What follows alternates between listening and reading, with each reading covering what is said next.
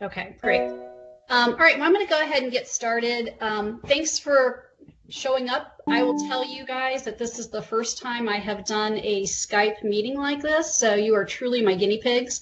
At the end of this presentation, you're going to see my email address, but it's lisa@columbusrunning.com. I welcome any feedback because I want to make this be good and I want to make it work for everyone. So positive, negative, whatever, constructive criticism, I really appreciate it. So I appreciate you guys getting on here this morning, or I guess now this afternoon with me and going through this presentation. I hope everyone's doing well. This is a crazy time for all of us, I realize.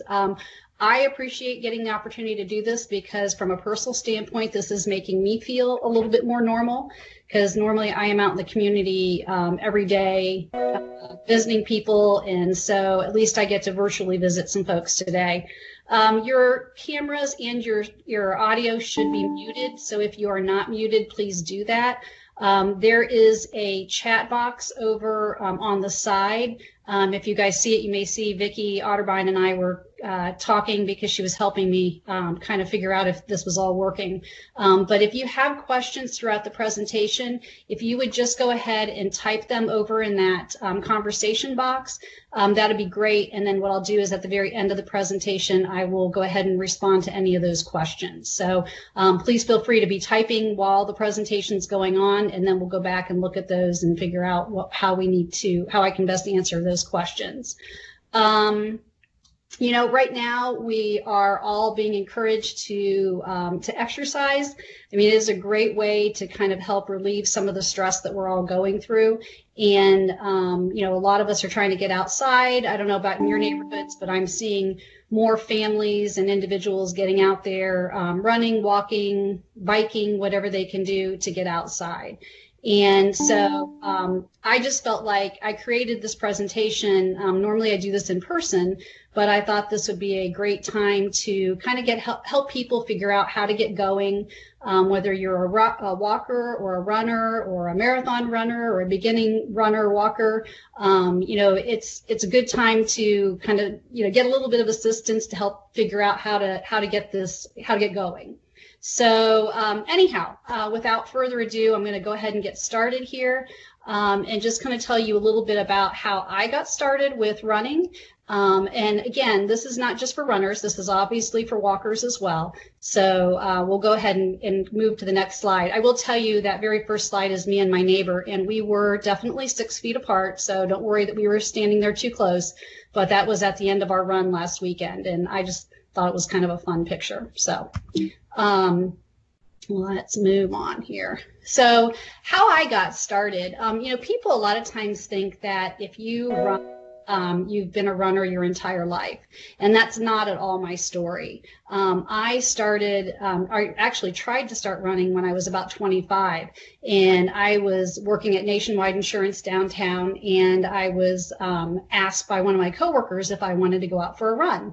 And I'm like, sure, no big deal. I can go out and do this. I'm 25. I can do anything. And we ran from Nationwide down to Goodale Park. And by the time I got down there, my heart was racing, I could hardly breathe, and I truly thought I was going to die. And I turned around, went back to the office, showered, and decided right then and there that I was not a runner. And so I quit. I think that happens with a lot of people when they first get started, whether it's in a running routine or it's some other type of exercise routine, that you know, you expect it to be a little bit easier because you see a lot of other people doing it, and then when it's challenging, you just assume maybe it's not something you should be doing. So I fast forward a number of years, and in my 40s, my son was running middle school cross country. So if any of you have ever been to a cross country race, I always joke that the kids run 2 miles and the parents run about 20 miles because you're running, you know, all over the course trying to watch your kid run. It's not like going to a football game or basketball game or baseball game where you're sitting in the stands. You know, if you want to watch your child participate, you're out there running around the course. And so very quickly learned how out of shape I was and thought, well, maybe I should try to give this running thing a try again.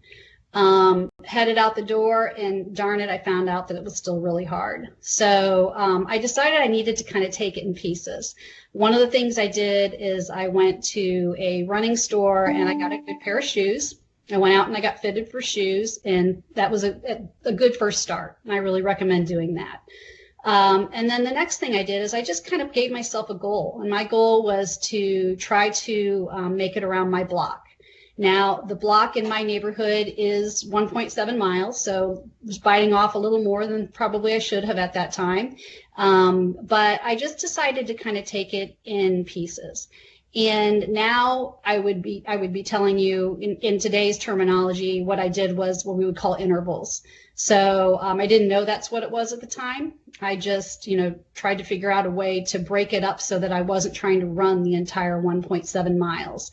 And so whether you're a walker or a runner, the same kind of concept applies. What I did is I'm a visual learner. So I was using the mailboxes in my neighborhood as my guide. So I started out and I walked from my mailbox to my neighbor's mailbox. And then I ran from my neighbor's mailbox to the next neighbor's mailbox. And then I walked, ran, just choosing those mailboxes as my guides to when I would run or I would walk. What I didn't realize I was doing by walking at the very beginning was I was actually doing what we would call a dynamic warm-up. So a dynamic warm-up is where you're actually just moving your body, getting your it's getting your muscles, warmed up, getting your joints lubricated as you get ready to run or to walk. If you go to a race, a lot of times you'll see people standing there and they're stretching and all that kind of stuff before they get started. We would call those static stretches. Nothing wrong with them, but it's just not as effective as if you would actually do a dynamic warm-up. So I'm going to try and stand up and kind of show you guys a little bit here. And so it could be anything of just like, let's see how far back can I get here, but just trying to, hold on a second. It's maybe as simple as just moving your legs back and forth like this. So you're just kind of, loosening up some muscles, or kind of maybe, moving your hips around like this. So just some different things you can do. But that very beginning, that very first just walking that I did is also a good example of a dynamic warm-up. So I did that little bit. Like I said, I walked from my mailbox to my neighbor's mailbox. And then I get to the next one and I decide that's when I'm going to run, or that's when I'm going to walk faster if I'm a walker. And what you're doing is you're getting your heart rate up if you're walking and walking faster. If you're running, the challenge is you don't all of a sudden become an Olympic sprinter, because you think, okay, now I'm running, so now I've got to run really, really fast. What you need to do is slow yourself down, and you want to run at a pace where you can carry on a conversation. So that's what I think the challenge with a lot of people when they're first starting out trying to learn to run is they're running too fast. And they're trying to learn to breathe while they're doing it, and they're so out of breath. And so I always tell people, take a step back, calm yourself down, and just, go slow. So again, you want to walk or run at a pace where you can carry on a conversation. If you find that you're breathless or you can't carry on that conversation, you're going too fast, you just need to slow it back down. Sometimes initially that run may not be much faster than your walk, but that's okay. It'll come within time. So we walked the first mailbox, we ran to the next one, we walked to the next one, we run to the next one. I did that all the way around the block. It took me a long time, but that's okay. The next time I went out to run, I didn't go out the next day to do it, because I really believe that you should incorporate rest days and some cross training into your training routine. Mixes things up, helps make you stronger. We're going to talk a little bit about that here in a minute. But in any event, I waited till the following day, did the same thing again. As time went on, I increased that running portion. So I still walked from my mailbox to my neighbor's, doing that dynamic warm up, getting my muscles warmed up. And then I would run 2 mailboxes. Walk 1, run 2. Walk, run 3. So as time went on, I would extend that run portion maybe every other time I would go out to work out. Sometimes my body just wasn't feeling it and I couldn't go as far as I thought, but that's okay. I still would at least get around the entire block, whether it was walking or running or adding more running in there. So hopefully that makes some sense. Took about 5 weeks to 6 weeks maybe, and I was able to run the whole way around the block. I was slow. I ran really slow. It doesn't matter, but I was able to accomplish that goal and get all the way around the block. So it's a good way to get started.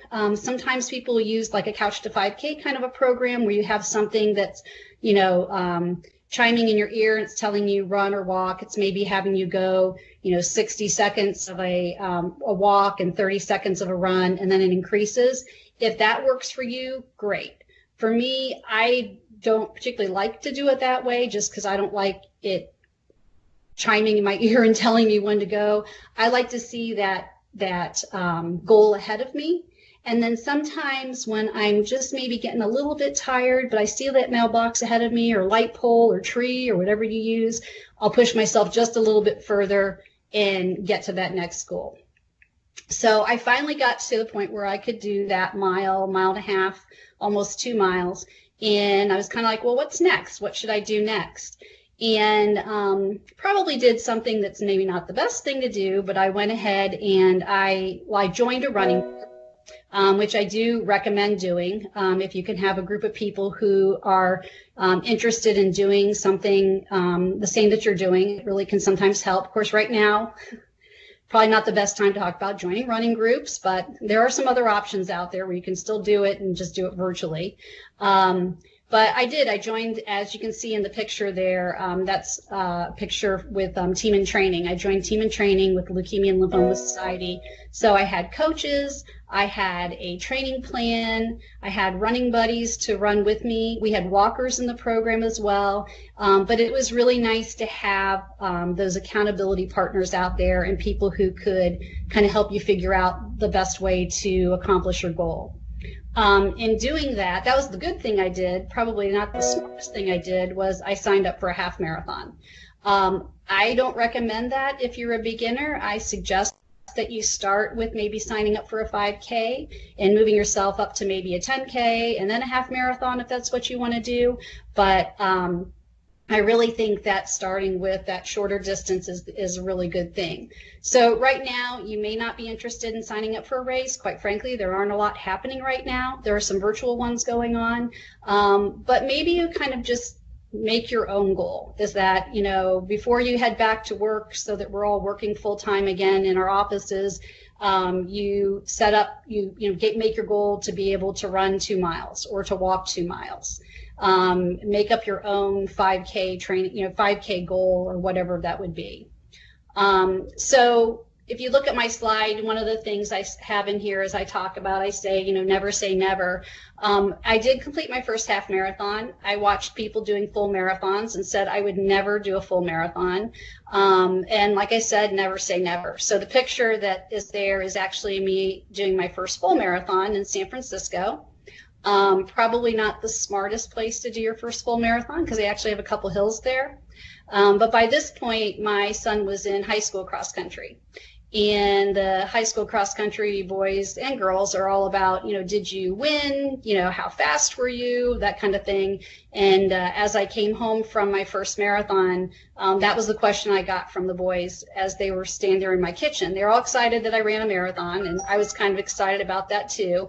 But they asked me, of course, did you win? How fast were you? And I'm like, no, I didn't win. And, I said, well, it took me about 5.5 hours to do it. And I was kind of proud of that. I mean, hey, I did it. And when I said that, their little jaws just dropped open because they were just astonished. And one of them said to me, oh my gosh, the winner had to be home having breakfast by the time you finished. And you know what? She probably was. Who cares? But what I was able to tell them, and I think it's really an important thing to keep in mind, is that I said to them, but here's the thing, maybe she was home having breakfast by the time I finished. But at the end of the day, she and I started at the same starting line and we crossed the same finish line. and we both covered 26.2 miles. So it really doesn't matter whether you're first or last, getting started, and especially right now, I just think it's more important than ever to, find that thing to help you release some of the anxiety that we may all be going through. And, just getting out there and getting the fresh air and all that. Yesterday I went for a run and it was muddy, and so I was completely muddy. But it was awesome. It was fun just to get out and experience some new things. So enough about my information there. One of the things that Drew, I believe, did send to you guys, and if you didn't get it, we can get it to you, is a 5K training plan. If any of you are beyond 5Ks and you're running further than that, I can get you training plans that actually are longer distances. Actually, if you go to columbusrunning.com and look under training, you can get training plans there. But the thing that's important, I think, when you're looking at a training plan is, right now, for those of us who are just getting outside every day, we may be ramping up our mileage more than we ever did. It's still really important to incorporate rest days in there. And so a rest day doesn't mean that you're sitting on the couch doing nothing. You can still go out and take a leisurely walk. But, you can keep yourself moving, but just not that more aerobic impact type of a workout that, a run or a more energetic walk would be. So I think rest days are really important. In our training plan, we incorporate 2 days of rest days in there, and it actually is when it makes you stronger. So when you rest, when you work out, you get little microscopic tears in your muscles. When you rest, it allows time for those tears to heal. Those little microscopic tears, completely normal. That's what happens. But if you allow some time for that healing, then it actually makes your muscles stronger. The other thing to think about is cross training. Probably one of the hardest things for me as a runner to make sure that I'm also including cross training into my plan. I will tell you, I've been doing a lot more of it lately. I did yoga this morning. But when you're looking at cross training, just trying to at least get 20 minutes in twice per week will actually help complement your training. The other thing I would say is if you're looking at the training plan, we have running 3 days a week, 3 to 4 days a week. I really recommend not doing any more than what's on the training plan, because the thing that we don't want to have happen is to have you get injured. I kind of joked with a friend yesterday. I said, the sports medicine doctors may have a real boom after all of this, because everybody is out there doing more than they ever have done before, and it may actually end up leading to some more sports related aches and pains and injuries. So just try to be safe in that regard as well. So I want to give you some cross-training ideas, and this actually goes along with some of what Cardinal, I think, has been sending out to you guys. When we look at cross-training, a lot of times we're utilizing gyms, and right now, obviously, we can't utilize gyms. But there are so many different options that you can do. For example, like I said, mentioned yoga. I really like on YouTube a program called Yoga with Adrienne. She's awesome. It's a really great yoga training program, so might be one thing to kind of keep in mind. There are a lot of local gyms. I know Cardinal is doing some different things virtually. Drew was just on with a client recently or earlier, and so I know they're doing a lot of different things. They're doing Skype group fitness classes. They're giving you some home workout guides. The fitness center, their resources, the www.hfitdublin.com. So they have a lot of great resources, but there's also a lot of local gyms that are doing a lot of things either for free or at a reduced rate. So kind of keep some of those in mind too, to kind of help support some of those local businesses also. Biking, it's gotten warmer out. I saw some people biking. I think it's raining now, so maybe not really good, but saw people out biking yesterday. Weight training, so I actually have my little props here. So if weight training, if you don't have weights at home, I can tell you that a 28-ounce can of diced tomatoes is actually 2.5 pounds. So you can certainly use that to do some curls. Let's see, 14.5-ounce can of diced tomatoes is 1 pound. So you can have some of these things at home that you can actually use as far as using to do some light weights. And, if you have lighter weights, you just do more repetition. So kind of keep some of these ideas in mind if you don't have weights. Those are some things you can think of while we are kind of stuck at home and not being able to go out to our gyms. After the quarantine, do all those things. You can do a lot of those things, but also looking at maybe swimming is a great form of cross training. The different gym equipment you may not have at home, spin classes, any of those kind of things. So, if you are getting more physically active now, don't let that end with once we can actually go back to our normal routines. Kind of take this opportunity to make some good changes for yourself and keep it going. Okay, so when we look at, a lot of times people are looking at, how do I do this correctly as far as running and walking, what is good form? And what I tell a lot of people is if it's not broken, don't fix it. So if what you are doing is not causing you pain, now soreness is a different thing. We're all going to get a little sore when we do a different exercise. But if the way you are moving is not causing you pain, then what you're doing is the way you're doing is probably fine. So one thing we're going to do is I'm going to challenge you guys to do this with me, if you will. Now I can't see if you are, but what I want everybody to do is to actually stand up. And let's see if we can do, I get my camera up here a little bit better. What I want you to do is I want you to hold your arms at a 90-degree angle, okay? So at a 90-degree angle. And if you will, just kind of stress everything, kind of get everything up to your shoulders so you're up there really nice and tight, and that's not comfortable. So what you want to do is you want to relax. But when you walk or you run, trying to get this set up a little bit better here. When you walk or you run, we want you to be walking when you're walking with purpose, okay? And so using your arms is, up in this direction, not down at your sides, okay? We want you to actually walk with purpose. We want you to get your heart rate up. But think of your shoulder as kind of as the fulcrum, and you want your arm going back and forth. So what I'm doing, my arms are going back and forth like this, okay? Not across my body. So this forward motion is actually going to help propel you forward, especially if you're running or walking up a hill. You want to make sure you're really pumping those arms because that's really going to help give you that momentum to keep moving, okay? We don't want our arms up here. We're not doing rock'em sock'em robots, and we don't want our arms down here. The other thing you want to do is you want to have your hands loose. So think about holding a potato chip between your fingers, and if you hold the potato chip too tight, you're going to crush it. If you don't put a little bit of tension, then you're going to drop it. So you just want a little bit of tension, but the main thing is you want your arms moving back and forth like this and not across your body.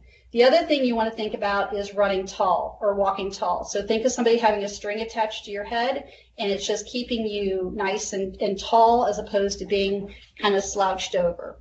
The other thing too is if any of you do yoga, we talk about opening up our chest. So when you do that, it actually allows more oxygen into your lungs. It makes it be able to take a deeper breath and a little bit easier. So kind of keep that in mind, okay? The other thing that you want to think about, okay, if you're standing up, you can sit down now if you want to. The other thing you want to think about is what we are doing with, a second here, what you're doing with your legs, okay? So, when I walk with some of my friends who are fast walkers, I tend to get shin splints. One of the reasons for that is as I'm walking with them, I'm taking these great big huge steps, okay? So what you want to try to do is you want to try to shorten your stride, okay? And so that's either I'm running or walking. I want my stride to be shorter. So I'm not taking these giant steps out like this, okay? I'm trying to land more with my hip and my knee in line. Now, as you're running, you're not going to sit there looking at yourself to see whether or not you're doing that, but just kind of keep that concept in mind, shorter strides, shorter steps, and a faster turnover on your feet. So hopefully that makes some sense for you. Let me know if it doesn't. You can shoot me a note and we can talk about that a little bit more detail. But that's really the basics of your form. People want to try to make it really complicated, and you really don't need to make it complicated. Think about, again, running tall, having your arms at that 90-degree angle, and what you're doing from your hips down is you want to take those shorter strides, faster turnover. So if you are experiencing shin splints, like I said, a lot of times it's because your stride is too long and you just need to shorten it down some. So hopefully that makes a little bit of sense for you. Let's see. A little bit about hydration and nutrition. I will tell you I am not a dietitian. I'm a retired paralegal, so I know how to write a disclaimer. But when we're looking at hydration and nutrition, water is going to be your key. That's going to be the key thing that you want to drink. You know, there'll be sometimes if you are very salty when you sweat, you know, you get a lot of salt on your face and your neck and everything. You may need to add some sports drinks in just to kind of boost your electrolytes and give you a little bit more sodium. But at the end of the day, you really want to look at water. Do you need to carry water with you? That's really up to you. You know, they always tell you to try to make sure that you're getting water before you're actually thirsty. Well, it's a little bit hard to do that, but just think about it. You don't want to take a great big huge glass of water right before you go out the door to run or walk, because you're just going to have to go to the bathroom. So you want to be trying to make sure that you are hydrating well leading up to when you're going to be running or walking. So when I say that, like the day before, or just, you know, making sure you're getting a lot of fluids in every day, especially now to stay healthy. Kind of rinse all the stuff out of our bodies, make sure you're drinking a lot of water. You know, it's really going to help you out. The other thing, as far as, you know, from a food standpoint, we look at carbohydrates. Carbohydrates are going to be what actually give you energy. Everyone thinks of carbs and they think of bread and pasta. A banana is a carb. You know, fruits are carbs, sweet potatoes are carbs. So there are other carbs that are out there that are healthy carbs that you can incorporate in. If I'm going to go do a workout at Orange Theory, I'll probably eat a half a banana before I head over there. Just something to put in my belly. I used to always tell my son, you wouldn't drive your car without gas. So you want to make sure you've got some fuel in you before you head out the door. Coming back in, you want to look at a 4-to-1 ratio of carbs to protein. You want to try to make sure you get something to eat within that 45-minute window after you're done working out. That's when your metabolism is the highest. It's when helps, you know, put those refuel those glycogen reserves. A really good source, I have another prop, is chocolate milk. It's a great source of that 4-to-1 ratio of carbs to protein. Plus, it tastes good. This one is lactose free. I am lactose intolerant, so I can't drink regular chocolate milk, unfortunately, but I can tell you this is a really good one. But that's a really great way to give yourself a little treat and also get the carbs and the protein back in you. So 4-to-1 ratio carbs to protein. But if you have specific dietary issues, I really highly recommend you talk to a dietitian. They can help work with you. You know, what works with my belly may not work with your belly. If I'm going to do a half marathon, I'm going to eat a blueberry pancake with syrup, and I allow about an hour and a half for it to digest. So that is what I have found that works for me. My husband will eat a bagel with peanut butter, and I can't digest the peanut butter. It just won't work for me. So everybody is going to be just a little bit different. And now we're going to talk a little bit about gear. We're almost through this. So when we look at gear, I brought more props. Shoes. So as you can imagine, I've got a lot of shoes. But, you know, that's going to be really the most important thing you want to think about, is making sure you are fit for a good pair of shoes. It can make a huge difference as far as your overall comfort and hopefully, alleviating any kind of injuries that you might get. So, for example, this shoe in particular, it's a Mizuno Wave Inspire. Let's see, get it going right here. It's a stability shoe. You can see these little wave plates. That's actually where it actually is providing some stability. And what happens is, if you are a person who, when you walk or you run, your foot rolls in, it actually, hopefully that's showing you in. I'm not sure if this is backwards, but anyhow, your foot rolls in. You want something that's going to help stabilize you, okay? And that's, I'm exaggerating, no one's foot rolls like that, but that slight little roll in, or someone with a flatter foot.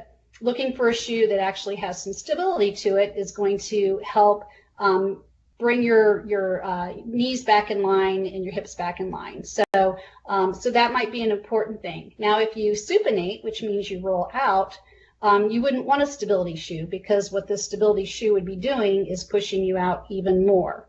So if you're neutral or you supinate, you would want something like this that have that that kind of stability piece to kind of make you roll one way or the other. At the end of the day, it's all about comfort. So you want the shoe that's going to be most comfortable to you. Like I said, coming into a store like ours, or even one of our competitors where you can actually be fit for shoes, can make a huge difference. Right now, you can't get into one of the stores to be fit for shoes, but I can tell you, if you already know what you're wearing and you're comfortable with that, we are still open online. So, and I can talk a little bit about that in a minute. The other things you want to look at are socks. We forget about our socks, but having a moisture wicking sock, we say cotton is rotten. So you don't want something that's going to hold the moisture up against your body. So whether it's the sock or your shirt, like the shirt I have on is a moisture wicking fabric. So it actually pulls that moisture away from you, and it'll help keep you more comfortable. Okay. So, so socks are really important. Sports bras, something we don't even think about, I will say most of the time, but, I had somebody tell me that they were at a high school event, and the young lady said that she just wears her mom's sports bra. You need to get fitted. I mean, it's another good thing, and we should really be turning those over probably every 6 to 12 months as well. So something really important to keep in mind. As far as shoes go, they should last you anywhere from, say, 300 to 500 miles, depending on the shoe, depending on how you wear them. So that's just something to keep in mind. I know I need new shoes when something starts to ache. So I haven't actually caused an actual injury, but I'm starting to have some achiness in my knees or my hips or whatever. Then I know it's time that I need to get a new pair of shoes. So again, really, really important thing to keep in mind.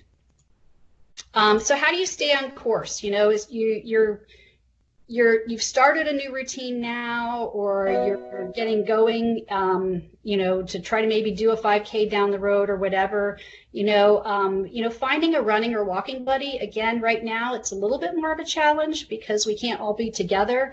I can tell you, the other day, I went for a walk with my father-in-law by actually using FaceTime. So I had my phone and I took him for a walk. He's in Springfield, and, it was a way that we could connect. Might be awkward to run with your phone. I've done it before, but, it may be a little awkward to do that, but it's an option. So if you are running or walking with anyone, just try to keep that 6-foot distance. Put your goals out in front of you.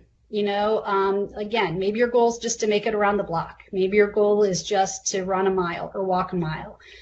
Put that out there so it's something that you can focus on.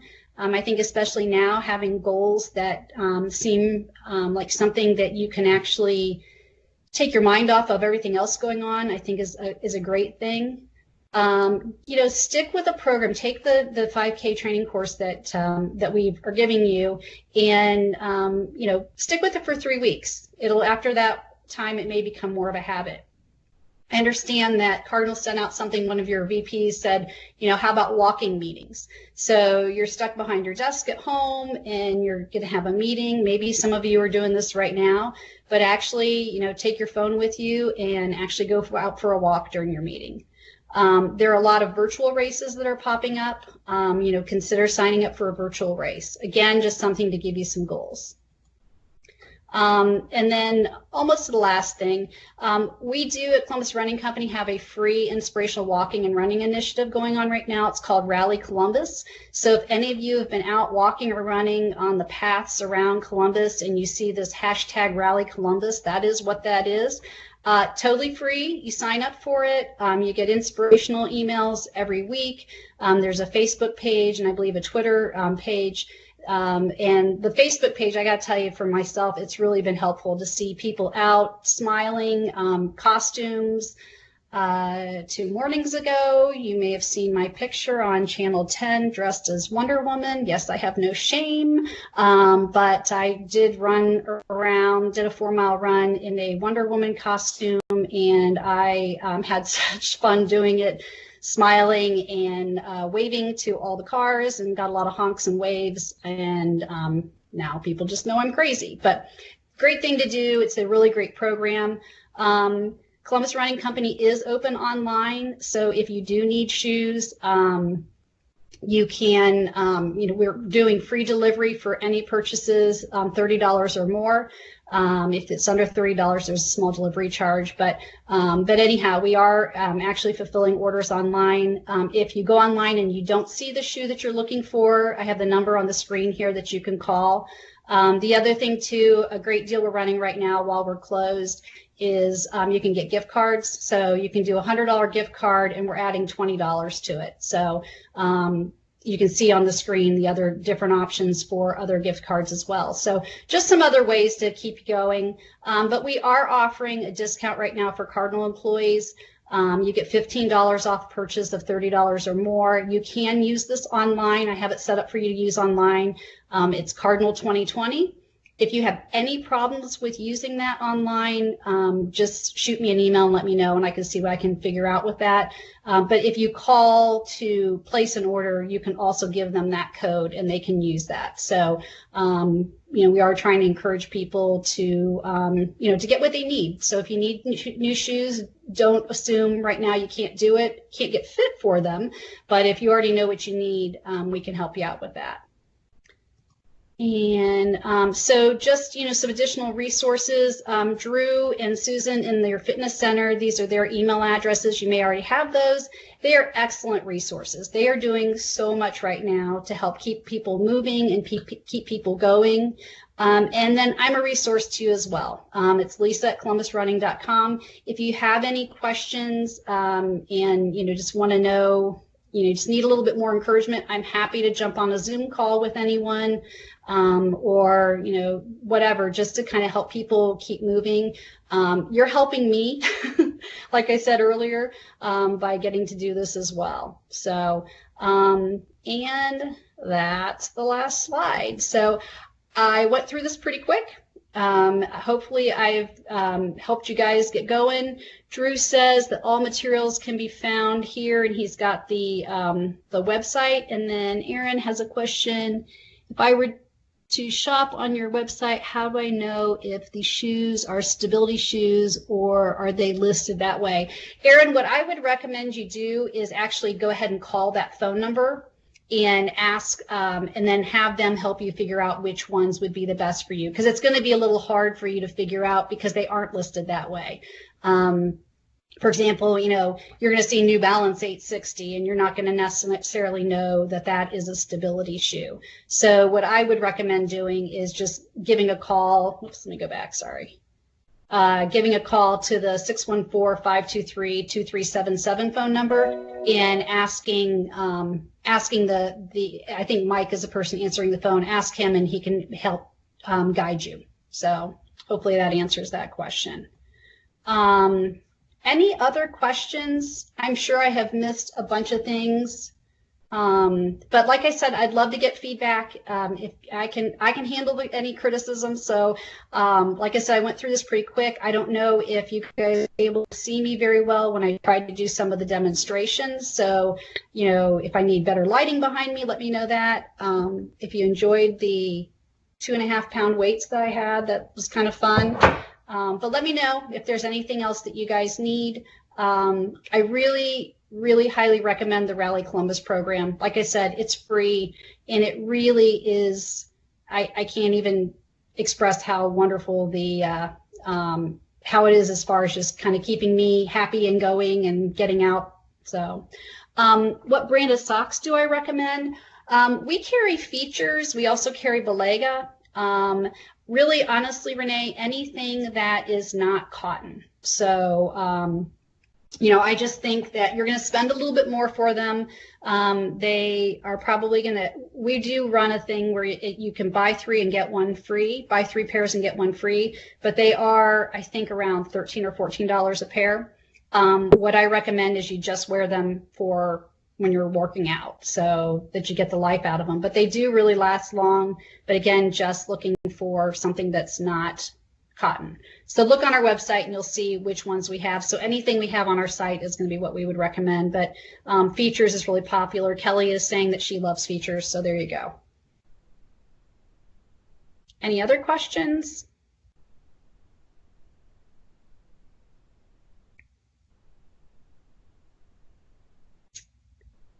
Okay. So, well, thanks you guys for showing up. Hopefully it helped you. I'm hoping it inspires you to get out the door and get moving. You know, it's like I said, we're in a weird time right now. So whatever we can do to help each other out, it's really, I think, really, really important right now. So come see us at CRC. We are one of those small local businesses that's kind of challenged right now. So we really appreciate the opportunity to get to present to you today, and hope that we'll see you once we're open in the stores again, and if not, online. So appreciate it. All right.